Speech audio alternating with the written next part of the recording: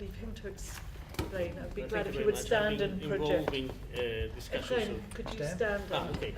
I sorry, have been everyone. involved in questions of conflict resolution for quite a while. I've been thinking systematically on my professional life about these issues.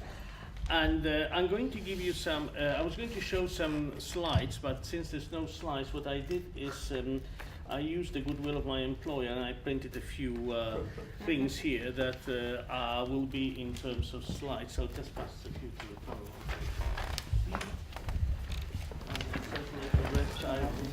Yeah, thank you very much. You need to speak really loudly. Yes. You have to pretend you're a singer and you can project. Yes, I just want We know about that, in a position where I can face I'll give you a few. and look at my notes at the same time. Sorry. First of all, let me say the following thing. This is the period that I would describe in biblical terms. Mene, tekel, uparsin. I don't know if you are familiar with this. This is, it is mistranslated by Christian theology as to, in the term, the writing is on the wall.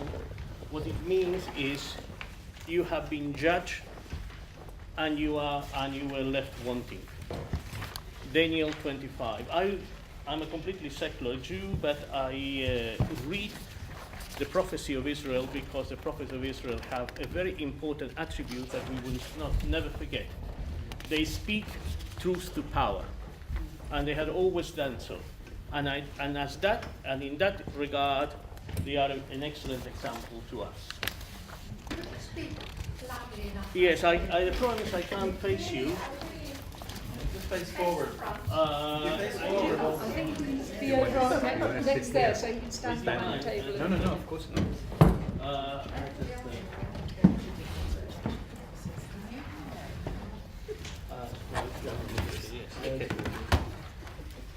First of all, I'm going to start by a number of preliminaries which I'm not going to develop, so the argument becomes clearer as I go along. First of all, the very basics. A nation is not a state. There are about 3,000 nations in this world and 192 states represented in the United Nations.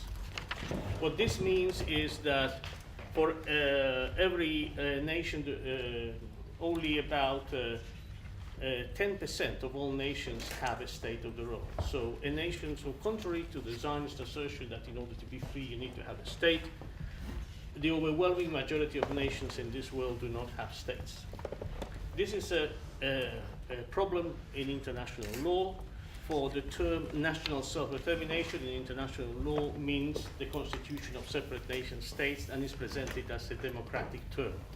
It is in fact a profoundly undemocratic term because it is a term that can only be realized by a small minority of nations, because the other majority of nations live in situations that they are in societies that they are with mixed populations where territorial divisions cannot be explicitly presented.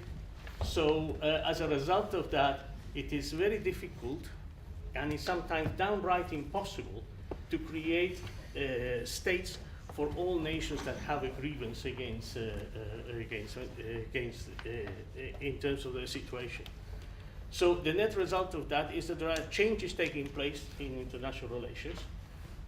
In societies where there is deep-seated ethnic conflict, like for example in Northern Ireland where I lived and I witnessed, the arrangements are such that allow the representation of different communities in a way that builds confidence, meaning that those two communities have forms of collective representation that are not necessarily that of the state, but at the same time have, as communities, a veto power in terms of the process of decision making. For this reason, I believe that the idea of one state versus two-state solution is misleading because it assumes that the nature of the state is that of a nation state. I think that it's not that the majority of states in this world are not nation states.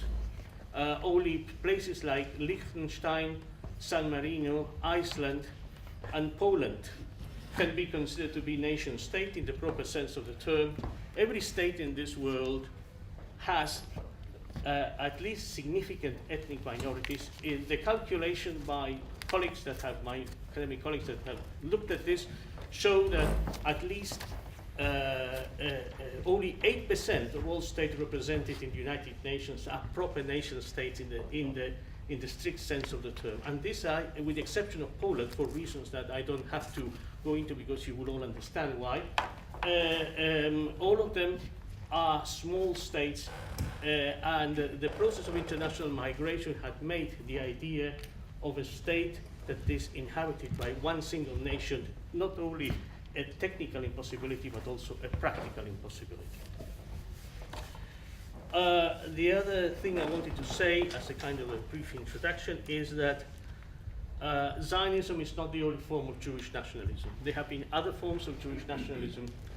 The work of Simon Dubnow, who argued for the constitution of forms of cultural autonomy for Jews in Eastern Europe, and indeed the Bund, who was the main opponent of the Zionist movement, presented different forms. They were nationalists and presented different forms of Jewish emancipation and Jewish collective rights without the need to constitute separate nation states. So we have to immediately disagree with the Zionist argument that Zionism is the only nationalist movement. No, that's not the case. Zionism defeated the other nationalist movements historically, and so the situation at the moment is that while Zionism had different interpretations, there were those like, for example, Ahad Ha'am. Now, Ahad Ha'am, a man by the name of Asher Ginsburg, everybody in Israel knows about Ahad Ha'am for the very simple reason that in every city in Israel there's a street called Ahad Ha'am.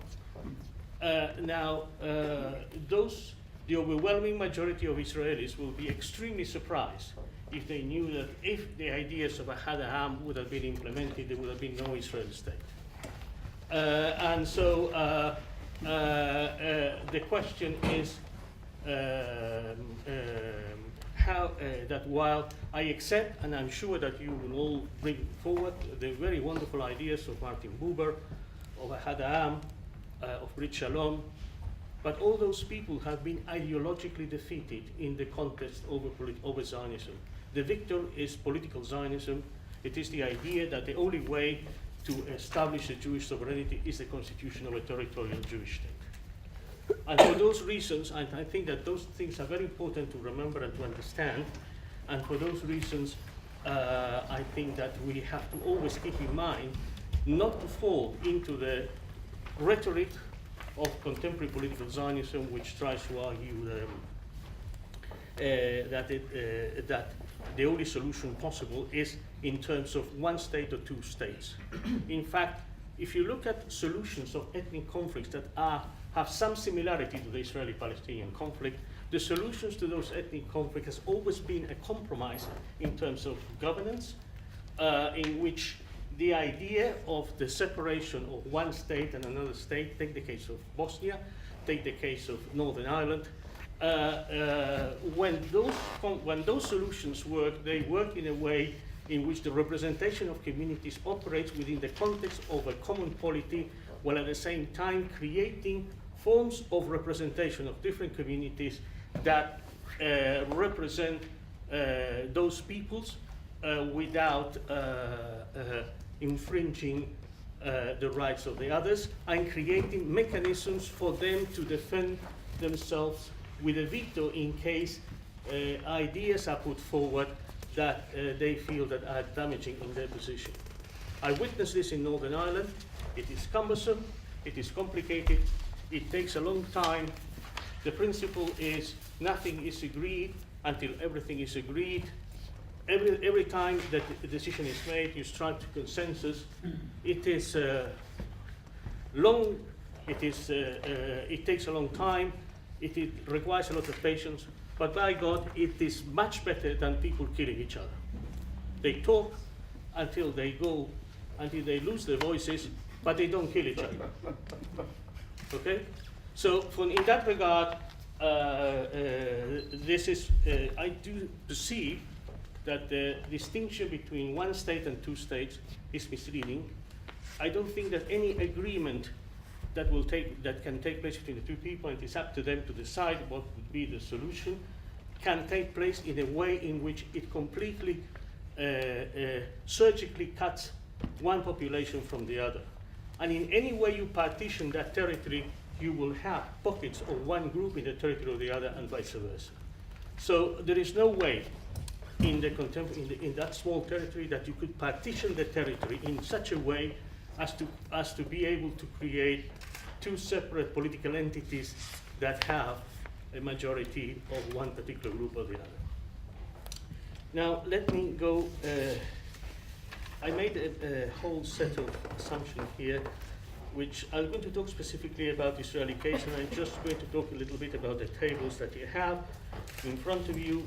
I'm sorry that this has been initially done for some other presentations, so you will have in the first two pages, you have expressions as to why there is a very serious phenomenon taking place at the moment. Let me make this very clear. The idea of constituting a Jewish state is problematic, but it's not racist. Okay? There's no element of racism involved in it. Nevertheless, the practice of contemporary Zionism is racializing the idea of political Zionism. It is not the ideology that makes it racist, it is the actual practice and the actual implementation. And as you can see in those various issues that I have been presenting to you, the behavior of the Israeli states towards the Palestinians and towards others that tend to disagree is beginning to resemble the behavior of the worst possible enemies of the Jewish people. And as such, this is why I refer to this biblical sentence, mene, mene, tekel uparsim. You are being warned. The nations of the world are judging you, and I have found you wanting. So it is necessary to create a break out of this vicious circle and to get the Israelis to understand that the idea of a Jewish state is not tenable in the long run. The idea of an Israeli state may be tenable, but it has to be a state of all its citizens, in which the sovereign will not be a particular ethnic community, but it will be all of its citizens. They are both ideological, or if you want, normative reasons for that, but also practical reasons for that. Now, I'm going to ignore for a moment the Palestinians in the occupied territories. I'm going to talk about the state of Israel, as it is somehow understood to be in the borders of 1948. If you, there's some maps for you there to look, I will skip at that. If you allow me a second to look at the population development, we go to this little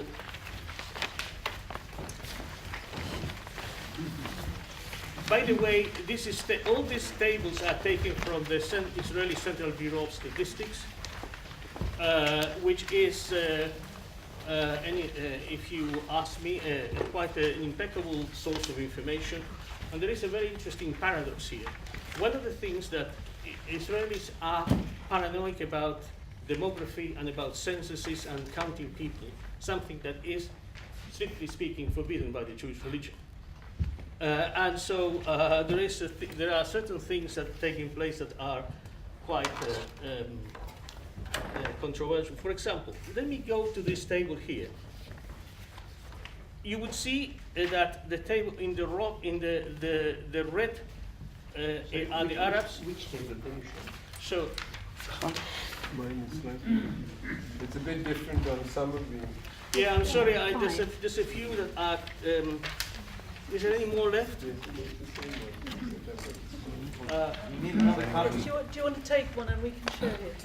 Yeah, please. Who wants it?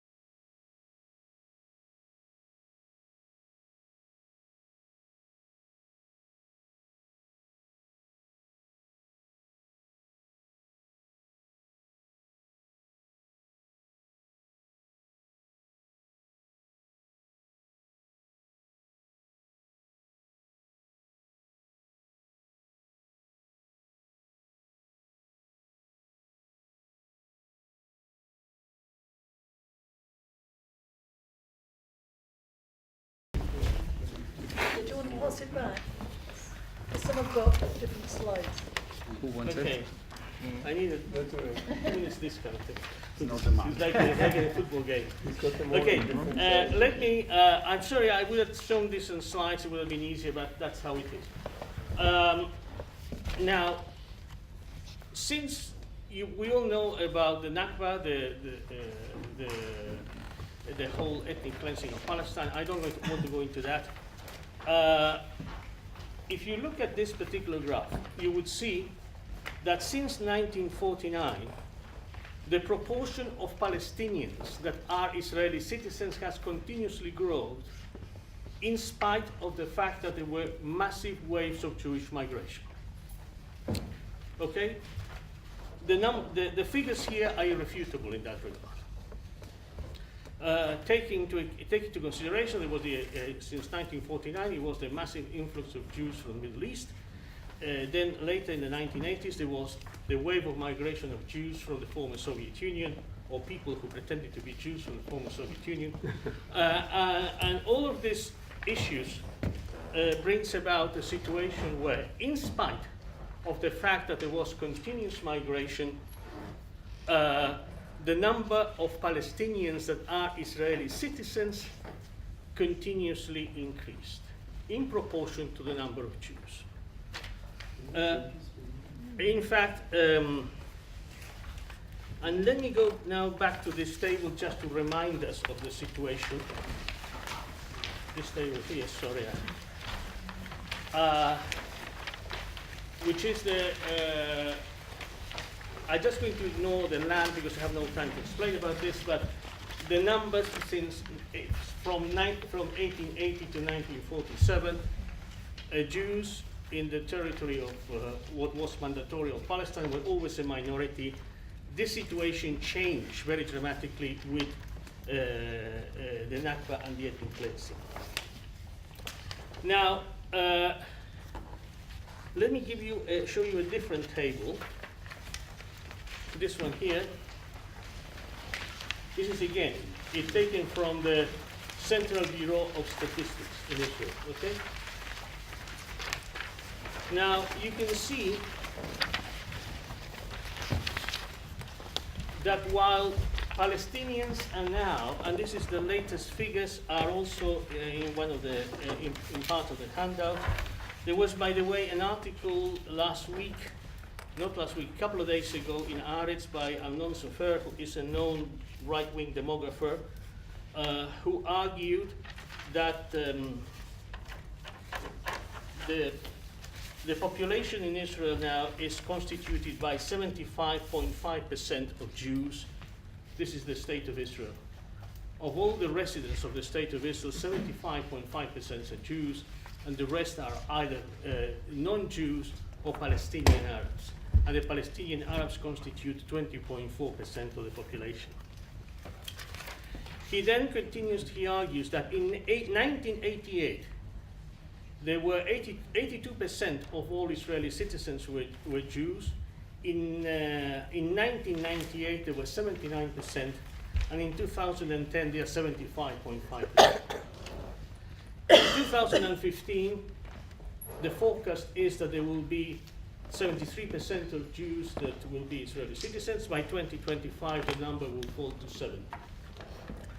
So I want to put it to you that even without talking about the Palestinians in the occupied territories, there is a process which I call the Nakba reversal, that through demographic growth, the Palestinian population is steadily increasing, and it would make a binational state a reality very soon, if not now. Okay, thank you. 15, 1-5. Yes. Excellent, perfect. Now, let me, in this regard, explain that these figures are very optimistic for a very simple reason.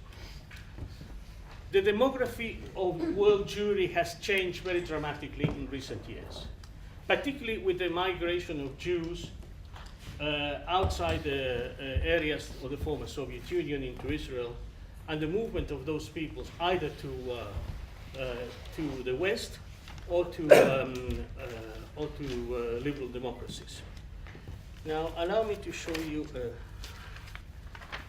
the system is not the best. There's a table there with all the Jewish population in the world.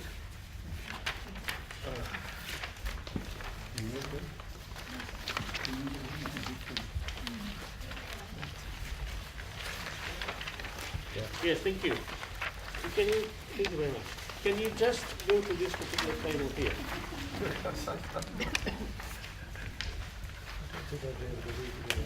No. The idea is not to read it, it's just to have a glance at the numbers. As you can see, 80% of all Jews in this, a little bit over 80%, live either in the United States or in Israel. The proportion is now slightly higher in Israel, and is possibly Israel is the largest concentration of Jews in the world. Around 41 to 42% of all Jews live in Israel, and the rest live scattered in different countries across the world. Now, in Hebrew, in the analysis of these issues, there is a distinction between what the Israeli Zionist establishment called Medinot HaRevacha, which means countries that are wealthy, or what, if I can use my language, capitalist liberal democracies. And they have another term they call Medinot HaMetzukah, which means societies that are in a situation of flux, and where usually the migration of Jews comes from. Let me put it to you categorically, and with the backing of numbers, that Jews from liberal democracies do not migrate in mass to Israel. Okay, there are more, for every US citizen of Jewish descent that migrated to Israel and became citizens, there are 4 Israelis living in the United States. There's no count on this in relation to the UK, but I would suspect that there is also a similar proportion.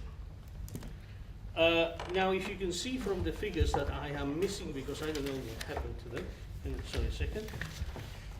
The largest concentration of Jews are, first of all, the United States, Israel, France, Canada, United Kingdom, Russia, Argentina, and Germany. By the way, the largest growing Jewish community in the world is the Federal Republic of Germany, in that the Federal Republic of Germany is becoming a magnet for the attraction of particularly Israelis who are disgruntled or who are migrating for economic reasons, because through the kind of guilt complex that results from the Holocaust, they are very willing to provide citizenship or at least residence to Jews that come into the Federal Republic of Germany. The growth is the only Jewish community in Europe that is growing, is that of the Federal Republic of Germany. The net result of this situation is, in terms of the Israeli analysis, is that the migrations of Jews, waves of migrations have now ceased and will cease for the foreseeable future. In other words, in terms of the balance of population with Palestinians, there is no longer the palliative of the Jewish migration to forestall the much higher demographic growth of the Palestinians. The net result of that is that from now onwards, the Israeli Palestinians, Israeli citizens, Arabs, Israeli citizens, will grow at a much faster rate in terms of the Israeli population. This is an issue that touches upon fundamental fears of the Israelis. And I want to put it to you that this is the explanation as to why political Zionism became racialized, why it is that all of a sudden a society that appeared to be based on notions of goodwill and liberal democracy has suddenly become, in the last few years, a racist,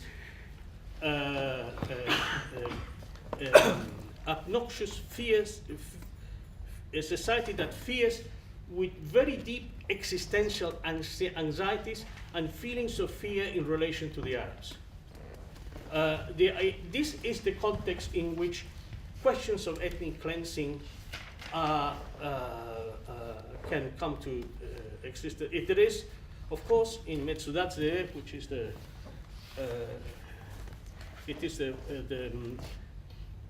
place where the Likud is the central office of the Likud party. They have very meticulous plans about how they're going to expel Palestinians.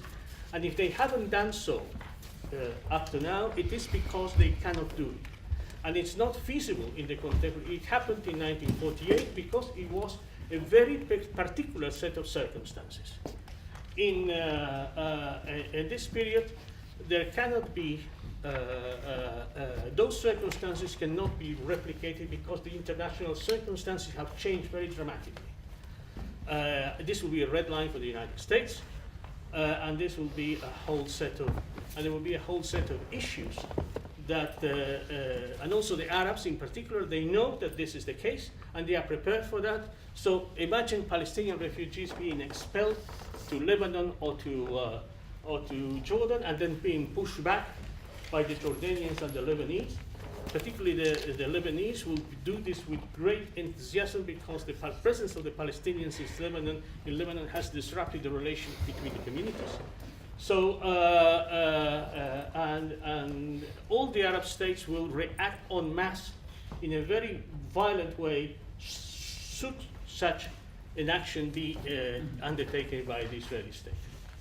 So, and they know that, and they haven't done, they had introduced a number of very restrictive laws in terms of, if you are an Israeli citizen, as a Jew and an Israeli citizen, if I marry someone who is not an Israeli citizen, I can bring my spouse to Israel. A Palestinian who is an Israeli citizen cannot bring a spouse to Israel. There are all sorts of restrictive laws in relation to this, but it hasn't worked. They know that, and this fuels an enormous anxiety because Israelis are being told to make a linkage between the Holocaust and the idea that there should be a Jewish sovereignty, that the only way to prevent a Holocaust is to have a Jewish sovereignty. This is misleading, completely wrong. It is the result of instilling fear on people, and this kind of irrational fear is governing the way in which the Israeli polity is reacting en masse.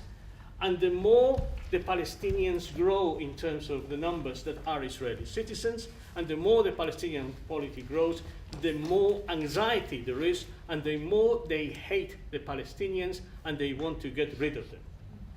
So this is an issue. This is before you get to the debate whether there should be two states or one state. Those people who are Palestinians, citizens of Israel, should there be a solution, they will demand some form of representation as a community, which will make then the state of Israel to be a de facto binational state. It is now a de facto binational state. So I think that these issues are crucially important to understand and crucially important to know. And should there be, I can't see it in the near future, but should there be an agreement between Palestinians and Israelis that is more or less consensual, there will have to be some kind of mechanism to represent Palestinians as Palestinians and Israeli Jews as Israeli Jews. And in that kind of relationship, the idea of a one-state solution or two-state solution is completely irrelevant, because then the representation is not about people who live, it's not, by the way, the idea of glorifying the state is only an idea that is in the hands of fascists. No liberal Democrat or no Democrat, let alone socialist, will make the state an end of itself. A state is a means to achieve an end of self-determination. In this case, self-determination is not achieved through the state, but is much better achieved through a form of recognition of the different communities, self-determination in the form of collective representation and the formation of some kind of confederal polity that will bring those peoples together. So I just want to end up by saying that the issue is quite not only serious, it is catastrophic. Imagine what will happen if the Israelis expelled 500,000 Palestinians. The implications for Jews across the world will be enormous. The issues that this will raise in terms of the consciousness, then at that point in time, the Israeli state will go all the way and put itself at the same level as the Nazi Reich. And at that point in time, there is this issue, whether we like it or not, whether we are Zionists or we are not Zionists, we will be touched by it all. We will be touched by it, and we will have to do something about it. So it is very important to start saying to the Israelis, you have to look at your issue of we wanted to live happily and in peace, and the only way you can live happily and in peace is to recognize that the Israeli state as a Jewish state is a non-God. It is a failure of political Zionism. Political Zionism failed to attract 60% of Jews of the world, and those Jews will not go and live in Israel. It's perfectly understandable. The logic of the argument is that if there are not sufficient Jews in Israel, then the Jewish state is not feasible. That was the case in 1948, and because of a very peculiar set of circumstances, which I can talk about later, otherwise it will cut me off. The state of Israel came into being because of a very peculiar set of circumstances at that particular point in time. Those circumstances are not reproduced now, and it will not be able to do this. So I think that the biggest enemy of the Jewish people is AIPAC and the U.S. lobby. Some of them are Jews who are prepared to fight to the last Israeli for the unity of Greater Israel, and while they are happily housed in the United States. It is these people who are the ones that we have to oppose, and it is the people who argue. And the idea of a two-state solution, in many ways, is continuing the conflict, because a two states in the present context, in which the Palestinian will have a Bantustan-like state next to Israel, will not resolve anything, will leave the situation of the Israeli Palestinians, who are Israeli citizens, and who, in many cases, want to